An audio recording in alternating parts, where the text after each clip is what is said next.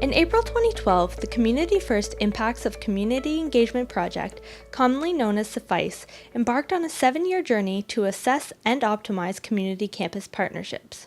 To guide their research, the project seeks to address this question: how can community campus partnerships be designed and implemented to maximize the value created for nonprofit community-based organizations? Answering this question is a big task, especially since each participant, whether they be a community organization or an academic, enters a research partnership with their own needs and objectives. With this in mind, the CFICE project split into 2 phases.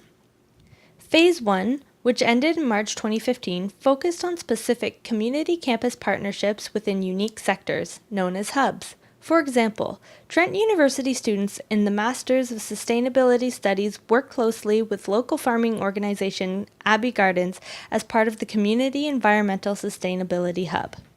Other hubs focused on the themes of poverty reduction, food security, violence against women, and knowledge mobilization. In Phase 2, which is currently entering its 2nd year, CFICE participants are applying the knowledge and experience gained from Phase 1. Phase 2 seeks to bring its lessons learned to the broader network of community campus partnerships. In the transition period between Phase 1 and Phase 2, CFICE's academic and community partners gathered together at a CFICE evaluation symposium. Here, they had the opportunity to share their experiences and reflect on the impacts of Phase 1. Liz Weaver, Vice President of the Tamarack Institute and community partner of the Poverty Reduction Hub, describes the benefits CFICE has brought to community partners. I think for me, the most memorable moments are really coming to community meetings and campus community meetings and really looking at the scope and scale of the work that's going on in community and the change that's happening. And to really recognize that there are some pretty impressive partnerships that have done some pretty outstanding work. And you know, it is really kind of cool to think that with a few dollars invested, we can have pretty substantial outcomes. Liz goes on to explain the results she has seen for the Poverty Reduction Hub's initiatives in particular. I think, you know, what I've observed is that through the community projects in CFICE, and particularly in the Poverty Reduction Hub, we've been able to move the issue around education and knowledge of education and aspirations that parents have for their kids in certain communities. We've been able to move the issue of living wage. We've really been able to more intentionally leverage university resources and community resources. And I think, you know, in many ways, it's also raised the profile of poverty in Canada that this work is going on. The CFICE project has also greatly influenced the approach to academic pursuits related to community campus partnerships. From their own personal research to how they teach their students, CFICE has made a personal impact. CFICE has, I think, really, again, came at that moment where I was kind of really starting to expand my own understanding of community campus engagement. For Charles Lesko, the academic co-lead of the Food Security Hub, CFICE led to a better, more concrete understanding of campus community partnerships. Being able to work with other faculty, other community groups who are actively exploring these issues, and all of the ideas, critical ideas and opportunities surrounding community campus engagement was kind of just all right for me. So certainly I've always been involved in community as a faculty member. That's the only way, as far as I'm concerned, that I can teach and that students can learn is by actually starting with experience and then analyzing and learning from that experience rather than my pontificating some theory and then having students write it down and put a check mark in an exam. I don't think that's the way to learn. Along the same lines, academic co-lead of the Knowledge Mobilization Hub, Bessa Whitmore, explains how CFICE has kept her grounded in her research and in the classroom. It has certainly kept me very engaged in many of the debates and discussions around, and that's one of those discussions going on right now, about the role of universities and the role of faculty and the role of students in the community and grassroots organizing. Where do we fit? How do we do that effectively? Because it's very different from depending on where your position is. So it has certainly kept me informed and engaged and thinking about these things. So One of the impacts of CFICE has been on the way I teach. That's academic co-lead of the Environmental Sustainability Hub in Peterborough, Haliburton, Nadine Chang, building on the importance of the Phase 1 projects for researchers.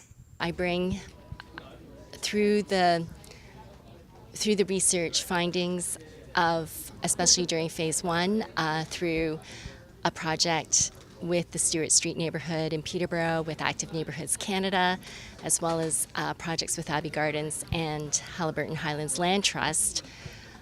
I can teach about the research methods used by students and community partners in the development of research deliverables for those projects, and teach those to students in my courses, and then of course transfer them to future community-based research projects. I think that students see for themselves a longer-term horizon in terms of the projects that they envision for themselves, possibly in a community-based research project. For example, a student who may get turned on to community-based research in the third year might then do another community-based research project in the fourth year, for example, and there's opportunities for continuity with the same community organization, so the horizon can be much longer, which is a benefit and an impact. The extended time commitment to projects is something that community partners have echoed as a positive outcome of the CFICE project. Heather Reed, Abbey Gardens Director and Community Partner, mentions this ongoing commitment is something that has led to greater benefits for her organization as part of community campus research projects. I think for us, CFICE has created a continuum of projects. So because of the length of CFICE, it made student projects a priority over time, which is great, and also created those relationships with faculty over time. So it's given us that capacity, and I'm excited to see what Phase 2 brings. ULINK's board member Marie Gage, for her part, has seen a greater contribution from graduate students who are able to dig deeper into the community's research questions. CFICE has enabled us to bring graduate level students to the community to assist with bigger research questions, things that couldn't be done in the scope of an undergraduate student program. Joan Koyuk is chair of Gotta Go, a campaign that seeks to improve the availability and accessibility of public washrooms in Ottawa. She has partnered with a number of student researchers and explains how it has delivered for her organization. Well, particularly, we've had the benefit of two students. One was a young woman named Rachel Canham, who did a needs study and did a random interview of 15 different people about what it meant to have no toilets, and that was very powerful. It came out as a report called Talking Toilets, and we released it at a press conference on September 23rd, 2014.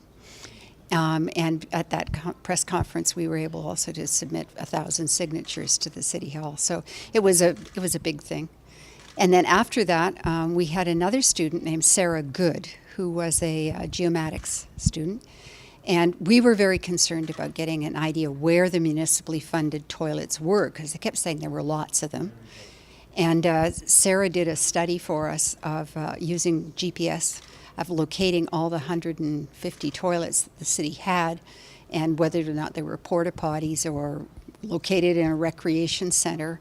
And the city then hired Sarah to build an app, which is now called otp.ca.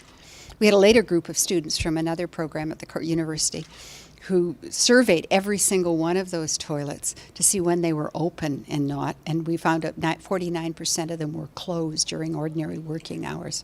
So there really weren't that many municipal toilets at all.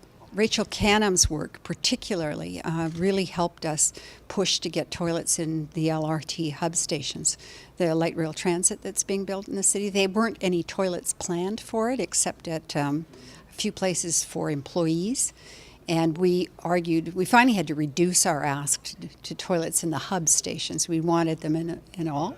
And we got toilets now at Bayview, which is on the O train exchange, and at Herdman, which is a major bus interchange.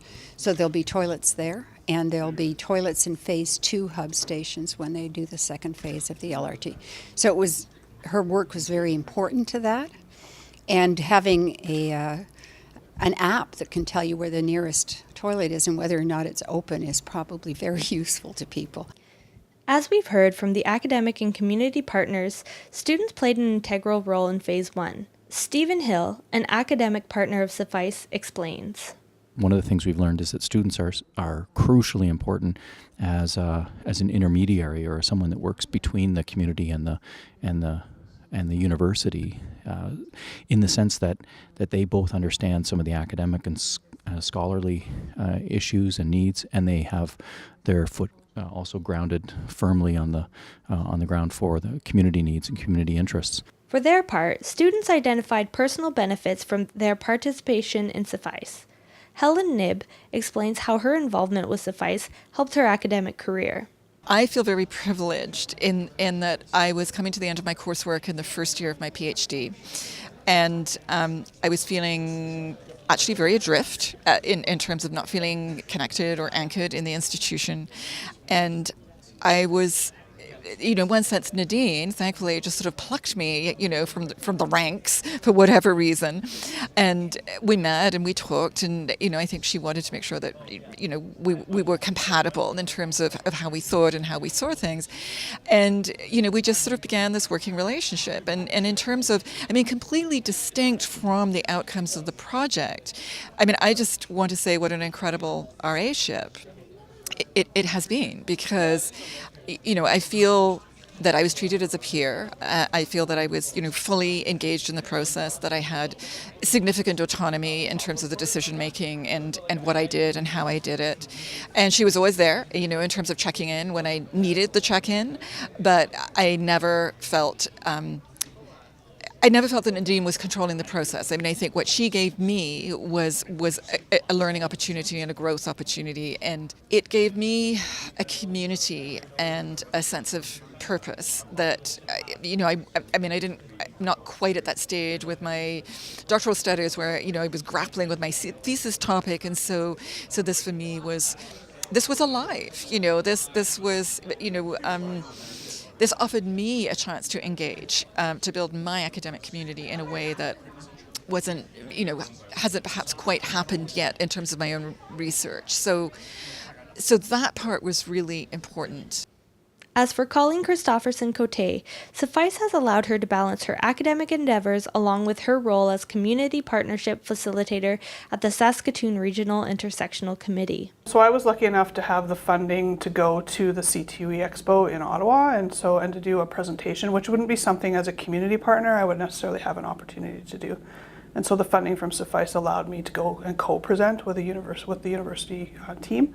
And so to have Saskatchewan and Saskatoon specific work showcased in Ottawa so other people can see the impact that we're having in our local community.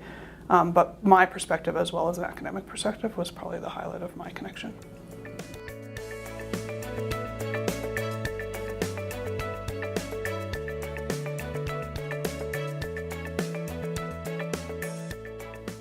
Looking back on Phase 1, the perceived outcomes and the impacts are as varied as the partners themselves.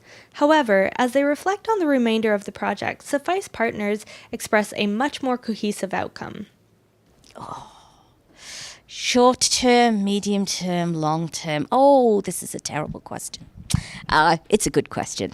That's Lisa Mort-Petland, Executive Director of Volunteer Victoria, reacting to the question of what she sees are the future impacts of CFICE. Longitudinally, I hope that we will have a product, for lack of a better word, something that is quite pedestrian, something that strengthens the space between the university and community, that is more relational. There's better trust, and I think that would be a great outcome. For me personally, in the short term, I think, again, knowing that people are interested in building a different frame of reference with community and a different context. that I think is the work is being done, and it's always joyous to see people excited about possibility. And because we work in a volunteer center, we believe inherently in our work that engagement is important. It's the largest piece. So it's less about funding, because we work in a context where there is very little financial exchange. But it's about building the potential of people and having them engage in spaces, places, and ideas that are meaningful to them.